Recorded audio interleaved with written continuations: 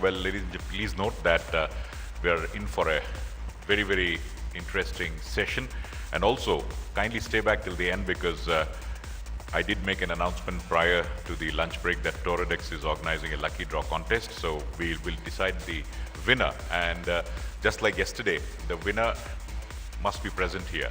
And only the winner, if he's there, he'll be declared as he or she will be declared the winner. And the lot will happen at around 4:15, and it will be a Toradex computer module and an evaluation board.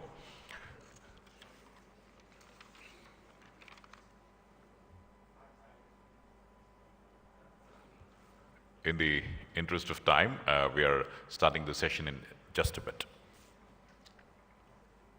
Session 5, the fireside chat panel, innovation and creation of IP assets in India. I would request ladies and gentlemen and the delegates to take your seats, please. I would be calling the panelists right away, so please take your seats.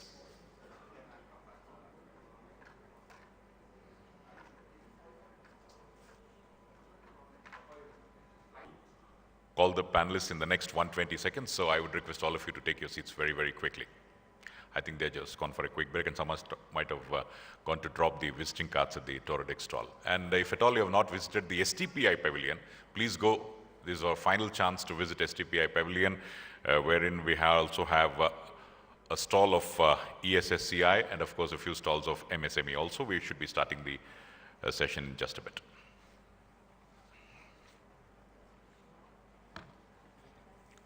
Backdrop of a soothing music, just to keep our senses intact and also in the right frame of mind, because music requires no language at all. So that's what we thought, because this is a session about the fireside chat panel. So a lot of interesting things will happen.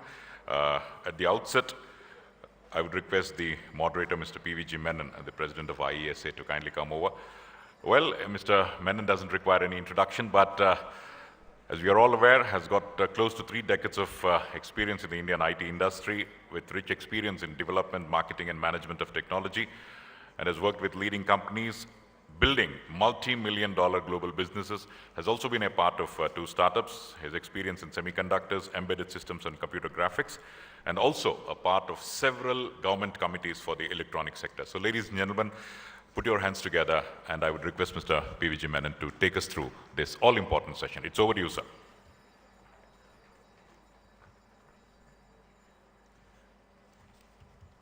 Thank you, Shankar. I understand it's a bit of a challenge to compete with caffeine, after a session as stimulating as the last one. So, ladies and gentlemen, this is the first time we're doing a fireside chat format in Vision Summit. So let me just walk you through the format very quickly because it's new. What we're trying to do is explore the topic of innovation. Now, over the last 1.5 days, we've seen the harder side. We've talked about fabless product companies, we've talked about building systems companies, we've talked about infrastructural challenges, we've talked about ecosystem challenges. This is the touchy-feely stuff, but this is the stuff without which any investment we're making into ecosystem, infrastructure, all of that goes waste, because the fundamental starting point, the seed, which is a young guy with a bright idea, and how do you get him to get that bright idea? That will not happen. And so we said, when we were putting this program together, we said we have to talk about innovation. And if we are talking about innovation, how come we do not innovate on the format? And that's why the session has been put together in the history of Vision Summit in an unconventional manner, if you'll permit me to use that word. So what we're going to do is we're going to have 4 leaders who are going to have a conversation. Each of them brings very different facets of industry expertise and knowledge, academic expertise and knowledge, and systemic expertise and knowledge to the table. So what we're going to do is get a serial entrepreneur, an innovator, and a great leader in his own right to come and talk to each of these leaders individually. In terms of a format, each conversation will last for roughly 15 minutes. And those 3 conversations then set the context for a short panel which will happen. The context would have been set, the intent of the panel discussion is to have you communicate with the panel, because ultimately, as I've said many years ago, the goal of any Vision Summit is to make sure that the participants at the end of 2 days have at least one big idea and one big contact which will lead to the next multi-bagger path-breaking product out of this. So what I'm going to do is I'm not going to take more time. I'm going to call in a leader who literally needs no introduction to Iesa, our founder, chairman, Mr. Rajendra Kumar Khare. Mr. Khare is the founder, chairman, and managing director of SureWaves Media Tech, a next-generation technology and media company. Raj has rich experience in technology. He was many years with Wipro, then he co-founded our media labs, which then became Broadcom India, and he had a very successful corporate career where he scaled Broadcom's operations, and has more than 30 patents to his credit, has been richly honored. And what many of us in this room may not know is that the awards we gave yesterday, Technovation Awards, which is basically technology and innovation, these were conceived by Raj. So with that, without any further ado, and with that small introduction, Raj, may I invite you on stage to kick off our most innovative session so far.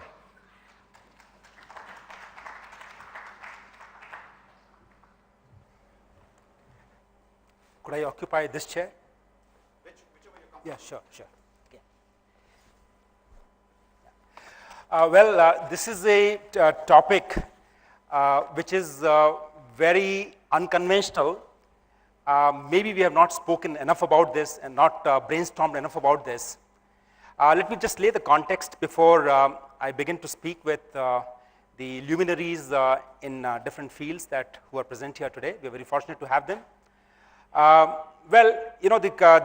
The theme of the conference is how do we get from consumption to creation, okay? Now, consumption is something which is very touch and feel, and we all can know that what are we consuming, and only when we have a touch and feel do we consume it. But the process of creation is a far more complex process, and this is where innovation comes. The topic that we have is innovation and creation of IP assets in India.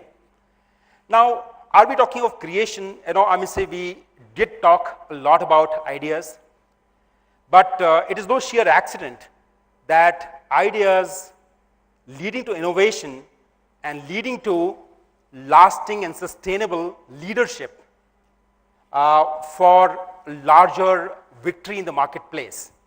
Now, that's not a sheer accident. That is something which is done by design, and I'm fortunate to have some very distinguished co-panelists here. Through their experience, we are going to be exploring how some of these elements can come together, which can form the architecture for India's journey towards real innovation.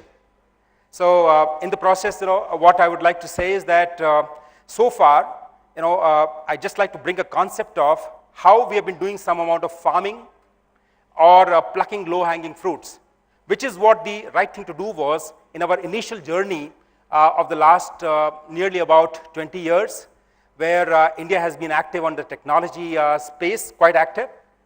But these were of the nature that you get results faster. If you have already a fruit, you can, low-hanging fruit, you pluck it fast and gives you instant success. Farming gives you a success in probably in a 6 months, a year time frame, and you can touch and feel the results. But when we're talking about innovation-driven leadership, this is about putting seeds and growing your mango trees, which are going to be yielding fruits maybe 5 years down the line, 10 years down the line. But when they yield fruits, they yield fruits in regular frequency, in a bountiful quantum, and which is what brings the real fruits of economic fruits of innovation. So that is the journey I would like to invite, first to begin with, in this whole in a national innovation architecture or management. There is a distinct role to be played by the public exchequer, the government, how they, if they conceive it right, how this can go forward. Then there is a very distinct role for academia. And finally, the industry bodies like Iesa and NASSCOM, and the industry itself. So on the government front, I would like to invite Dr. Remy Quiran from state of Quebec. Okay. If you see the short introduction, yes, please. This, yes, yeah. If you see the short introduction, he has excelled in the field of academics. Writing 650 publications is no joke by any international standards, and we have someone who has actually accomplished that. But now the role that he's playing in the state of Quebec is far more profound, and the difference that he can make as the role of the chief scientist. And I would like to explore hear from the horse's mouth, what is the role that Remy has been charged with Quebec, which is the second largest in area in state of Canada, and the first or second largest in terms of population and economic growth, and how the state of Quebec is also one of the top worldwide top clusters of innovation over a long time. If there is any testimony to be done, there have been about 10 Nobel laureates from a small state of one single state of Quebec. So that shows that over a sustained period of time, how they have invested into creating that innovation and the fruits of it, and why do they believe so. So Remy, I would like to hear from you as the chief scientist of Quebec. What is the role that the state expects you to play in the overall economic progress of the state? Well,